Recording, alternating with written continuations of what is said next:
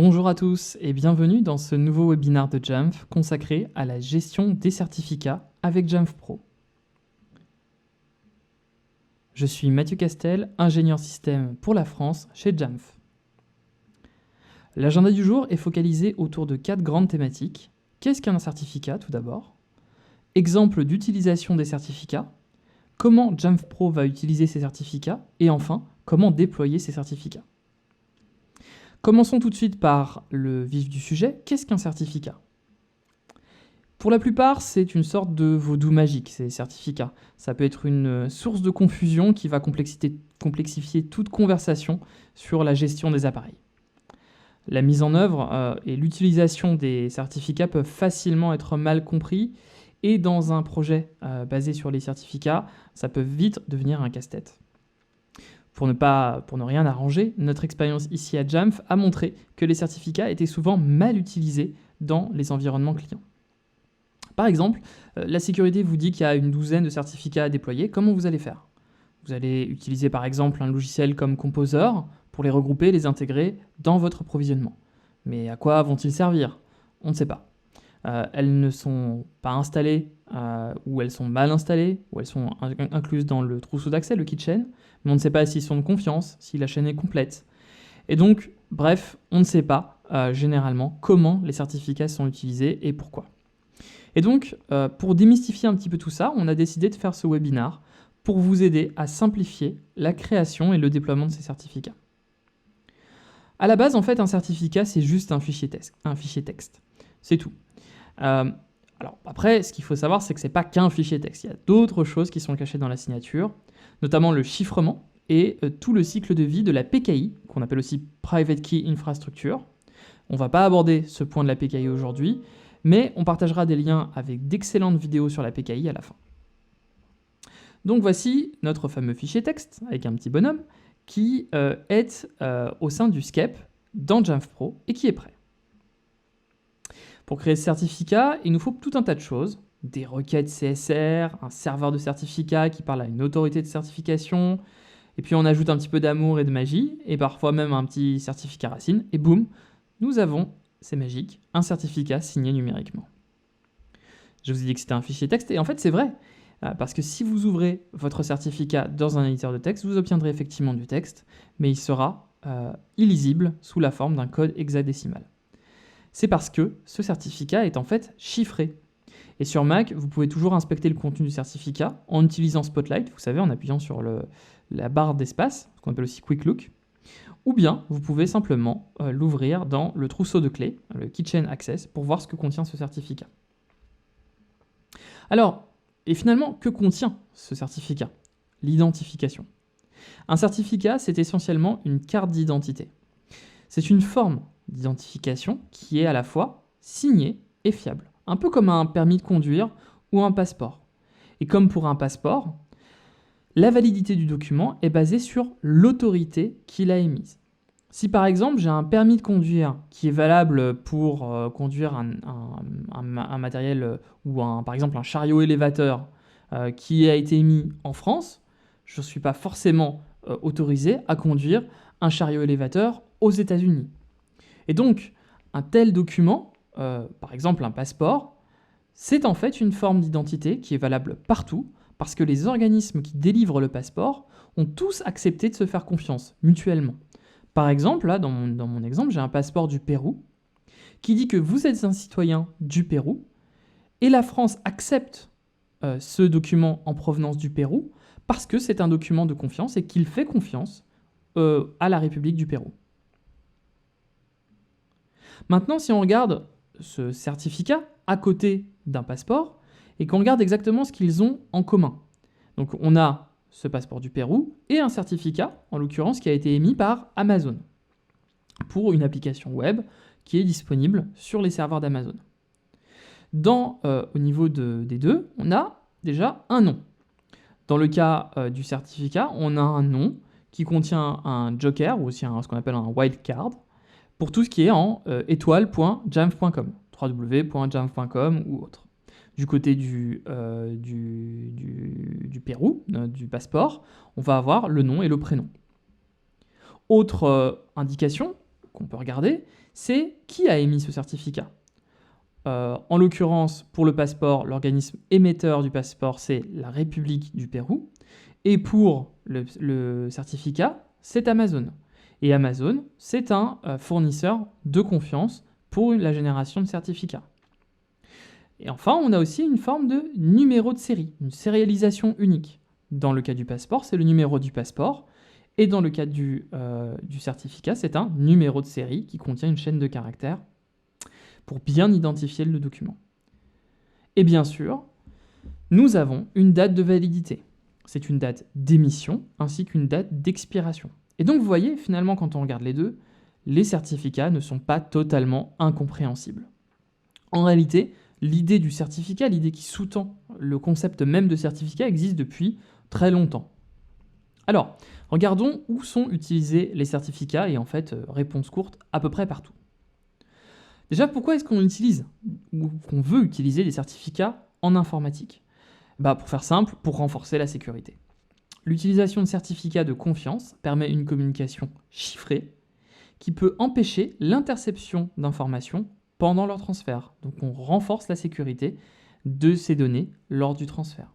Par exemple, lorsque vous visitez un site internet qui utilise HTTPS, vous obtenez sur votre navigateur un cadenas ou même une petite coche verte, peu importe, ça dépend des navigateurs, dans la barre d'adresse.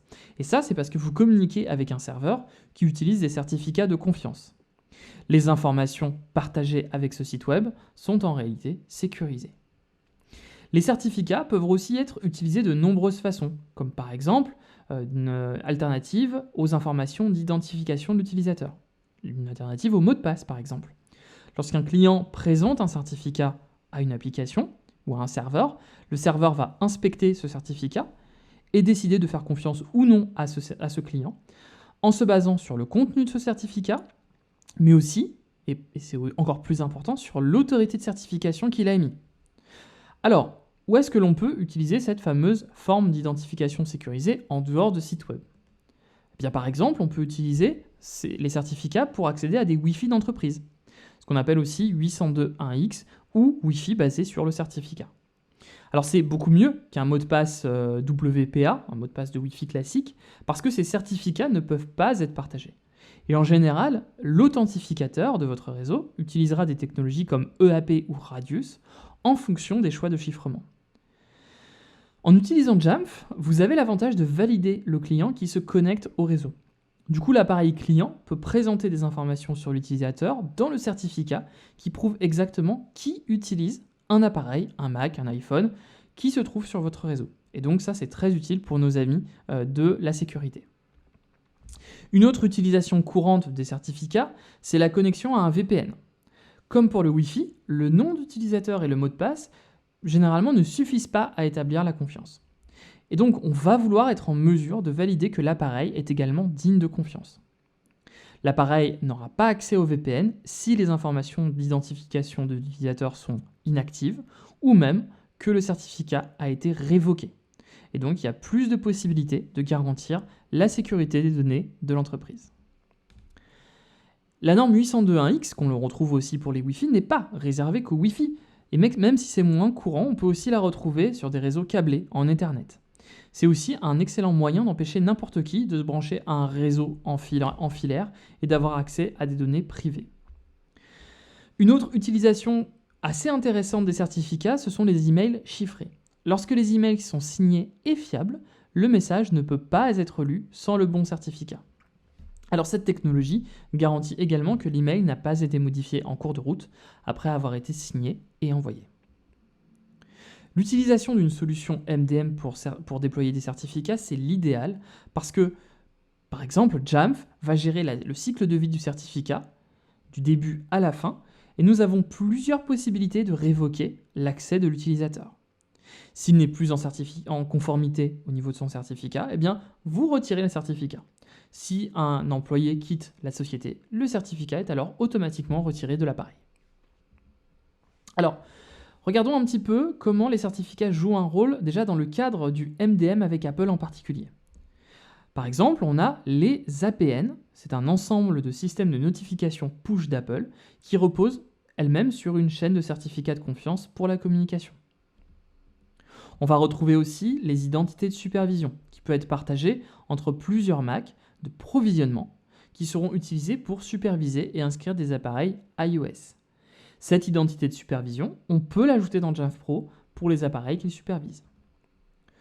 Si vous êtes plutôt développeur, vous pouvez aussi utiliser les certificats, de la signature de l'application au déploiement de développement et à la distribution, ou même si vous utilisez des fonctionnalités comme Apple Pay, eh bien vous utilisez peut-être probablement déjà certains de ces certificats. Alors comment Jamf Pro, en tant que tel, utilise les certificats? Réponse courte, partout, mais on doit être précis sur où exactement on les utilise. Et dans un souci de clarté, eh bien, je vais passer en revue tous les endroits où Jamf Pro va utiliser les certificats. Vous connaissez peut-être certains d'entre eux, mais on va quand même les lister pour que vous compreniez à quels certificats nous faisons référence quand on parle de certificats avec Jamf Pro. Le premier, le plus évident, c'est bien sûr le profil MDM qui lui-même est certifié et signé avec un certificat. Jamf Pro dispose de sa propre autorité de certification intégrée et cette certification est ce que l'on appelle auto-signé. Donc elle va produire un certificat racine qui doit être reconnu sur l'appareil avant de pouvoir faire confiance au profil MDM. L'utilisation de l'enrôlement automatique des appareils, par le biais de l'enrôlement automatique, ou ce qu'on appelait aussi parfois le DEP, rend tout cela facile parce que Apple fait confiance à Jamf. Nous avons également un binaire, le binaire Jamf, qu'on accède par une commande sudo Jamf, qui peut gérer les appareils en dehors du protocole et du framework MDM. Et donc ça doit aussi être approuvé pour que ça fonctionne. Ça se produit lors de l'inscription de l'appareil, cette chaîne de confiance. Mais si vous souhaitez avoir plus d'informations à ce sujet, vous pouvez exécuter la commande sudo jamf trust JSS qui peut être généralement utilisée pour des cas de dépannage. Jamf Pro utilise une technologie web qui s'appelle Tomcat, Apache Tomcat en SSL et qui utilise également un certificat d'application web pour s'y connecter en HTTPS. Et si vous avez déjà configuré un serveur Jamf Pro, peut-être que vous avez déjà eu affaire à ce type de configuration Tomcat. Vous pouvez faire confiance au certificat auto-signé pour commencer, mais si vous souhaitez exposer votre serveur sur Internet, eh bien, vous devrez utiliser un certificat de confiance public émis par une organisation de confiance publique. Avec Jamf Cloud, si vous utilisez plutôt nos services dans le cloud, tout cela est automatique. Vous n'avez pas à vous soucier des paramètres de l'Apache Tomcat. Tout ça fonctionne tout seul. Ensuite, on va avoir l'autorité de certification. Alors, j'ai déjà mentionné l'autorité de certification intégrée. Et puis, vous pouvez configurer votre propre serveur Jamf pour qu'il communique avec votre propre serveur de CA externalisé. On va avoir des paramètres du proxyscape et du connecteur ADCS qui sont également configurés au niveau de la gestion des certificats dans Jamf Pro. Si vous êtes plutôt dans le secteur de la santé et que vous représentez un hôpital, peut-être que vous utilisez le Healthcare Listener. Et donc, ce Healthcare Listener, cet outil, utilise les certificats pour sécuriser la communication entre le serveur Jamf et le serveur HCL que l'on retrouve à l'intérieur du réseau de l'hôpital et qui communique ensuite avec le service de gestion des patients et des chambres ADT. Si vous disposez d'un SSO dans votre environnement, vous pouvez aussi utiliser un certificat de signature pour communiquer avec votre SSO. Si vous utilisez enfin le LDAP ou Secure LDAP, vous aurez besoin, vous l'avez deviné, d'un certificat. Et alors ça, c'est important de le faire puisque vous utiliserez à ce moment-là une liaison LDAP sécurisée en utilisant le port 636 et donc vous utiliserez une liaison par SSL.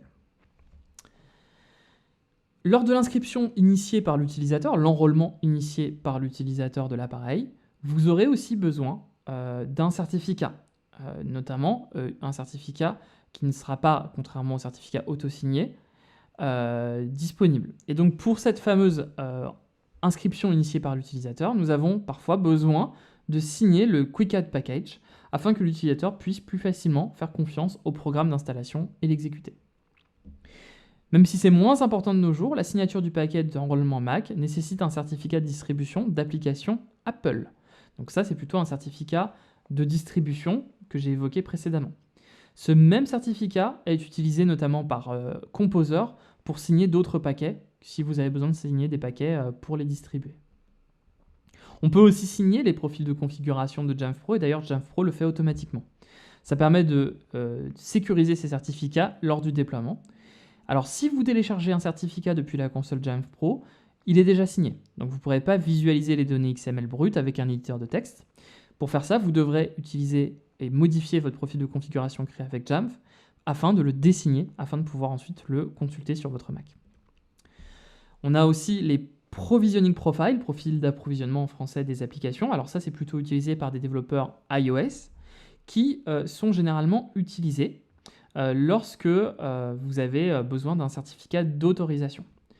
Donc lorsque vous travaillez avec des applications iOS personnalisées qui ont été développées en interne, votre développeur va avoir besoin de déployer l'application avec un Provisioning Profile qui contient un certain nombre d'informations et par exemple les appareils auxquels il doit faire confiance. C'est de moins en moins courant, mais Jamf le prend en charge directement. Vous pouvez aussi directement récupérer des certificats développeurs sur developer.apple.com et vous obtiendrez ce certificat parmi d'autres, bien entendu. Ici, notre développeur est un développeur Apple reconnu et c'est ici, dans cette console, qu'il va aller chercher ses certificats de signature. De nos jours, la méthode la plus courante, en fait, c'est de ne pas passer par ce portail, mais de laisser Xcode créer et intégrer automatiquement les certificats de distribution et les provisioning profiles automatiquement pour vous. Une fois que c'est fait, vous avez une application interne qui a été développée. Il s'agit d'une application complètement personnalisée que vous pouvez déployer à l'aide de Jamf sur des appareils de test enregistrés. Si vous devez déployer votre application personnalisée sur des centaines d'appareils iOS, vous aurez en plus besoin d'un certificat de signature développeur entreprise pour gérer le cas des applications d'entreprise. Et enfin, il y a les portails de déploiement d'Apple, qu'on appelle aussi Apple School Manager et Apple Business Manager. En fait, ces différents portails utilisent en fait des tokens, ce qui n'est en fait qu'une clé privée. Donc la moitié de la conversation de la sécurité se situe côté Jamf, mais aussi côté Apple. Alors on va avoir l'inscription automatique des appareils, ainsi que le VPP, qui va utiliser tous les deux des certificats d'Apple en utilisant le fameux token fourni. Et bien sûr, l'endroit le plus moderne pour trouver cette information, c'est ABM ou ASM, Apple School Manager ou Apple Business Manager. On connaît aussi beaucoup, pour certains, GSX, Global Service Exchange, notamment dans le monde de la réparation. GSX est vraiment beaucoup utilisé dans le monde de la réparation. Par le passé, il a été attaqué par des personnes malveillantes, mais Apple a réussi à le sécuriser et à le garder sécurisé. Et donc vous pouvez choisir de fournir un certificat pour vous authentifier auprès du service GSX d'Apple. Alors, on a presque terminé, dernière ligne droite. Le Jamf Cloud Distribution Point, JCDS, utilise un certificat pour communiquer de manière sécurisée entre JCDS et Jamf Cloud. Mais si vous n'avez pas JCDS, vous avez un autre service, comme par exemple AWS, Akamai ou Rackspace, eh bien, vous pouvez utiliser d'autres méthodes de distribution de paquets basées sur le cloud, de manière, bien entendu, sécurisée. Si vous aimez envoyer des push notifications, que vous en avez besoin pour communiquer avec vos appareils et vos utilisateurs par le biais du self-service, vous aurez besoin d'un push proxy. Ces différents certificats sont générés automatiquement, donc vous n'avez pas vraiment besoin de vous en soucier, c'est très facile à configurer. Alors les deux autres sont invisibles pour l'administrateur de Jamf, mais ils existent quand même. Ils communiquent en utilisant des certificats. Il s'agit de la gestion des correctifs sur le serveur de patch de Jamf. Et enfin, les mesures d'expérience client que nous apprécions énormément. Ceux-ci sont envoyés en toute sécurité à nos serveurs. Alors, maintenant, je suis sûr que vous êtes venus ici et vous êtes impatients de voir comment on peut déployer des certificats avec Jamf. Tout d'abord, nous le faisons via un payload d'un profil de configuration. Il existe plusieurs façons de procéder et chaque environnement est différent, et donc il n'y a pas de solution miracle en tant que telle. Jamf peut combiner les certificats et les payloads Wi-Fi pour plus de simplicité. Et bien sûr, ça fonctionne même sur Mac, iOS et Apple TV. Vous pouvez également inclure plusieurs certificats dans une seule et même payload si nécessaire. Lorsque nous parlons de certificats utilisateurs et appareils, il est important de connaître le contexte dans lequel nous nous trouvons. Alors vous allez entendre parler de certificats utilisateurs, de certificats machine, ou certificat d'appareil, mais dans la plupart des cas, un certificat utilisateur contient des informations sur l'utilisateur en question et un certificat machine contient des informations qui sont liées à l'appareil. Et c'est ainsi qu'on définit que les certificats sont basés sur l'utilisateur ou sur la machine. Maintenant, dans le contexte de Jamf, lorsqu'on déploie un certificat, on a la possibilité de l'installer dans 2 niveaux, soit au niveau de l'utilisateur, soit au niveau de l'appareil. Rien à voir avec le nom du sujet du certificat. Jamf ne regarde même pas cette information et ne se soucie pas de ce qui se trouve à l'intérieur du certificat. Il peut s'agir d'un certificat utilisateur ou d'un certificat d'appareil. Donc si vous choisissez de déployer au niveau de l'ordinateur, vous pouvez installer un certificat d'ordinateur dans le Kitchen System, et à ce moment-là, il sera disponible pour tous les utilisateurs de l'appareil actuel et futur. Si vous utilisez plutôt le Kitchen, de déployer le certificat au niveau de l'utilisateur, à ce moment-là, on utilisera le Kitchen utilisateur. Et il ne sera pas disponible pour les autres utilisateurs de ce système, bien entendu.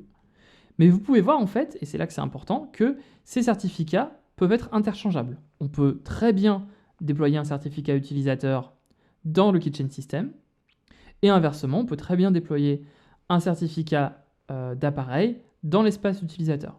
Mais ça n'en fera quand même pas un certificat d'utilisateur.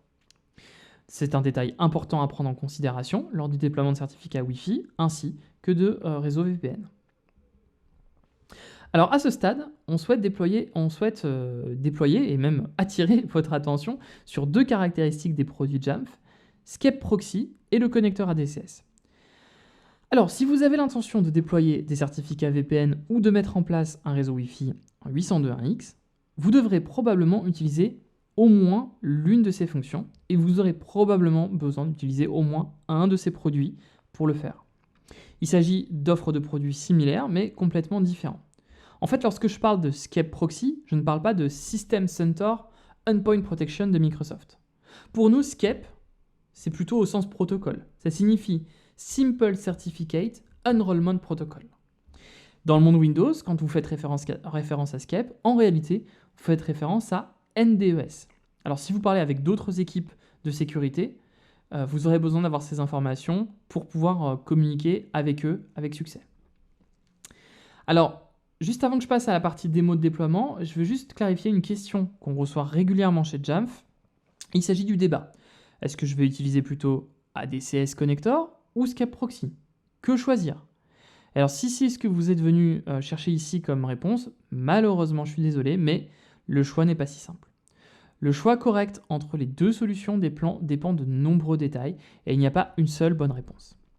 Donc il ne faut pas penser que c'est Scape Proxy versus ou contre ADCS Connector, mais votre environnement peut être une combinaison des 2. Chez Jamf, on est désireux et disposé à avoir ces conversations avec vous pour décider de la meilleure voie à suivre pour la réussite de votre projet basé sur les certificats. Donc vous n'hésitez pas à nous contacter immédiatement si vous avez besoin d'avoir ce type de discussion. Donc passons aux démos de déploiement des certificats. Lorsque nous envisageons de déployer des certificats à nos utilisateurs ou même à nos appareils, on va avoir plusieurs méthodes différentes. La première et la plus pénible, mais aussi la moins fiable, c'est demander à l'utilisateur d'installer le certificat manuellement. Donc il va par exemple se rendre sur un portail web, remplir des informations, ou même c'est un membre du service informatique qui va exécuter cette tâche pour le compte de l'utilisateur et ensuite lui transmettre le certificat. C'est bien, mais c'est pas extrêmement sécurisé. Alors il va y avoir des applications qui peuvent faciliter cette demande de certificat, comme par exemple Nomad ou Jamf Connect. Ces outils peuvent prendre les informations déjà fournies par l'utilisateur et effectuer la demande de certificat en son nom. Et en outre, ces outils communiquent directement avec le serveur de certificat, ce qui signifie que la demande devra être effectuée au sein du réseau ou via un VPN. Ces applications ne sont disponibles, sachez-le, que sur macOS. Une autre solution, ça peut être que Jamf Pro indique à l'appareil où demander le certificat. Et à ce moment-là, l'appareil va communiquer directement avec le serveur de certificat. Et donc du coup, l'utilisateur n'a pas besoin de fournir d'informations, tout peut être automatisé, mais attention, la communication se fera entre l'appareil et le serveur de certificat, ce qui signifie probablement que l'appareil doit être sur le même réseau que le serveur de certificat. Enfin, la méthode la plus couramment utilisée consiste à utiliser Jamf Pro sous la forme d'un proxy entre l'appareil et le serveur de certificat en utilisant par exemple Proxyscape ou le connecteur ADCS de Jamf. Cette dernière méthode présente les mêmes avantages que la précédente, à savoir que la demande de certificat peut être effectuée silencieusement et de manière automatisée, mais elle a un autre avantage, c'est que la communication se fait directement entre l'appareil et le serveur Jamf Pro, et ce qui signifie que Jamf Pro communique directement avec le serveur de certificat. Et donc du coup, l'appareil n'a plus besoin d'être connecté au réseau, il peut être connecté à n'importe quel réseau Internet pour obtenir les certificats requis. Alors maintenant, voyons comment se déroule la communication pour ces deux dernières méthodes. Donc, on va regarder ce que nous entendons par demande de certificat direct tout d'abord. On a notre serveur de certificat. On va avoir notre serveur Jamf Pro. Dans l'occurrence, c'est un serveur qui est dans le cloud, Jamf Cloud. Et enfin, on aura nos appareils. Alors, disons que nos appareils sont sur le même serveur de certificat, enfin, sont sur le même réseau que le serveur de certificat. Avec cette méthode, l'appareil doit d'abord communiquer avec Jamf Pro. Jamf Pro va ensuite indiquer à l'appareil où se trouve le serveur de certificat et ce que l'appareil doit fournir pour demander un certificat. Ensuite, l'appareil va contacter le serveur de certificat et le serveur de certificat va répondre avec un certificat. Mais alors que se passe-t-il si vous avez des appareils qui sont à l'extérieur du réseau et qu'ils essayent ensuite de contacter le serveur de certificat pour obtenir leur certificat? Eh bien, il est très peu probable que l'équipe de réseau et de sécurité autorise cette communication depuis l'extérieur du réseau interne. Alors, on a aidé les organisations à déployer des certificats sur des appareils internes et à distance sans compromettre la sécurité ni avoir des serveurs de certificats accessibles sur Internet. On a toujours les mêmes acteurs qu'avant, notre serveur de certificat qui est toujours dans le réseau interne et notre serveur Jamf Pro. Et cette fois-ci, on va supposer que tous nos appareils sont à l'extérieur du réseau. Jamf Pro va alors servir d'intermédiaire pour la demande de certificat, de sorte que les appareils n'ont qu'à parler avec Jamf Pro, et Jamf Pro est le seul à parler au serveur de certificat. Les appareils contactent Jamf Pro, et Jamf Pro contacte ensuite le serveur de certificat. Le serveur de certificat, comme vous l'avez vu, répond à Jamf Pro avec le certificat, et puis Jamf Pro déploie le certificat sur l'appareil. Donc Jamf Pro devient vraiment le relais de confiance entre l'appareil et le réseau interne et le serveur de certificat qui se trouve à l'intérieur de ce réseau interne. Dans cet exemple, j'utilise par exemple macOS Big Sur avec Jamf Cloud, mais cette méthode fonctionnerait également avec n'importe quel appareil Apple, qu'il s'agisse d'un iPhone, d'un iPad ou même d'un Apple TV. À gauche, on voit la console Jamf Pro, dans laquelle on a un certificat qui est dans un payload, qui a été configuré et rempli avec des variables de profil de Jamf. Ces variables vont nous permettre de voir que l'appareil est attribué à moi, en tant qu'utilisateur, et en tant que tel, le certificat devra être à mon nom complet. Donc on voit le nom full name et email adresse comme autre variable. Pour être un certificat basé sur l'appareil, on aurait besoin d'autres exigences au niveau de l'organisation. Sur le côté droit, vous pouvez voir l'application du trousseau d'accès, le Keychain, qui montre actuellement qu'il n'y a aucun certificat présent. Mais il y a déjà un certificat présent, il s'agit du certificat d'inscription de l'appareil Jamf Pro. Donc pas du certificat utilisateur, mais plutôt un certificat d'inscription. Pour accélérer cette démo, et comme je l'ai mentionné, j'ai déjà inscrit cet appareil dans Jamf Pro, et donc le profil va utiliser le connecteur ADCS de Jamf pour la communication qui a déjà été configurée. Mais l'expérience ne serait finalement pas si différente, même serait carrément la même, si on utilisait le Scape Proxy au lieu du connecteur ADCS. Alors on n'a pas non plus accéléré la vidéo d'ailleurs. Pour qu'on puisse voir le contenu de la demande, du coup j'ai mes variables de profil, le nom complet et l'adresse email à gauche. Et je vais ensuite aller sur l'onglet périmètre, scope ici, pour ensuite ajouter mon nom d'appareil, et là en l'occurrence il s'agit du MacBook Air de Daniel. À partir de ce point-là, Jamf Pro va maintenant communiquer avec le serveur de certificat, qui va répondre avec un certificat pour Daniel, et ensuite Jamf Pro va déployer le certificat sur l'appareil. Et là, comme par magie, le certificat apparaît à droite dans le Keychain. Alors vous l'avez peut-être vu brièvement, mais le certificat est marqué comme non trusté. Alors ça peut être un gros message effrayant, mais ça ne signifie pas que ce certificat est invalide. Il peut être utilisé comme une méthode d'authentification pour le Wi-Fi ou le VPN. ce qui indique que l'appareil macOS ne sait pas d'où vient le serveur de certificat. Afin de supprimer ce message et de déployer le certificat proprement, vous devrez en plus déployer le certificat racine du serveur afin d'établir ce que l'on appelle une chaîne de confiance. J'aimerais également souligner le fait que cet appareil n'est pas lié à un AD, donc un Active Directory ou à tout autre service d'annuaire. Il se trouve sur un réseau invité et il n'a pas de communication directe avec le serveur de certificat, mais uniquement avec Jamf Pro. Et que c'est Jamf Pro ensuite qui a fait la demande de certificat avant de le déployer sur l'appareil. Bon, tout ça, ça a l'air génial, mais les méthodes de déploiement de certificats varient en fonction de votre organisation, ce qui nous amène à la question suivante, finalement, de quoi on a besoin pour que ça fonctionne. Et souvent, c'est une question d'infrastructure. Ça dépend vraiment de votre organisation et de ce que vous souhaitez accomplir avec les certificats une fois déployés. Alors en tant que tel, on ne va pas rentrer dans les détails de ce webinaire, mais je vous encourage à contacter Jamf, à contacter un représentant de Jamf, et si vous n'en avez pas, on vous indiquera des options de contact à la fin du webinaire. Alors, les exigences de sécurité côté appareil Apple sont finalement assez minimes. Une version du système d'exploitation compatible sur l'appareil, une autorité de certification compatible comme Microsoft CA, donc la DCS, DigiCert, Untrust ou Venafi, pour en nommer quelques-unes. Et la plus grande exigence que vous, en tant qu'administrateur Apple, pour réussir votre déploiement sur les certificats avec vos appareils gérés par Jamf, c'est la clé, c'est la coopération avec les autres équipes au sein de l'organisation, comme par exemple l'équipe réseau, l'équipe sécu, et même, pour certaines organisations, l'équipe qui est dédiée aux certificats et à la PKI. Jamf peut vous aider à travailler avec ces différents membres d'équipe en s'engageant avec ces différents départements et en fournissant un contexte, ce qui est requis de chaque département afin d'avoir un déploiement réussi. Alors, puisqu'on a un certificat, vous vous demandez peut-être comment on va pouvoir l'utiliser. Et par exemple, on peut l'utiliser pour se connecter à un réseau sans fil de l'entreprise. À droite, vous voyez et vous retrouvez toujours notre certificat qui a été déployé dans la vidéo précédente. Et à gauche, j'ai un réseau en 802.1x qui a été sélectionné. Dans le mode à gauche, je vais changer le mode en étant en EAP TLS. Et j'ai, en le changeant, la possibilité de se connecter à un certificat à partir du Kitchen. Tout ça peut bien sûr être automatisé en incluant les données utiles, les payloads, dans les paramètres réseau du profil de configuration qui contient le payload du certificat. Donc l'association des deux va permettre d'automatiser la gestion de ce certificat et la gestion de ce réseau Wi-Fi automatiquement. C'est la même chose pour un VPN, mêmes options à condition que ce VPN prenne en charge bien sûr l'authentification par certificat.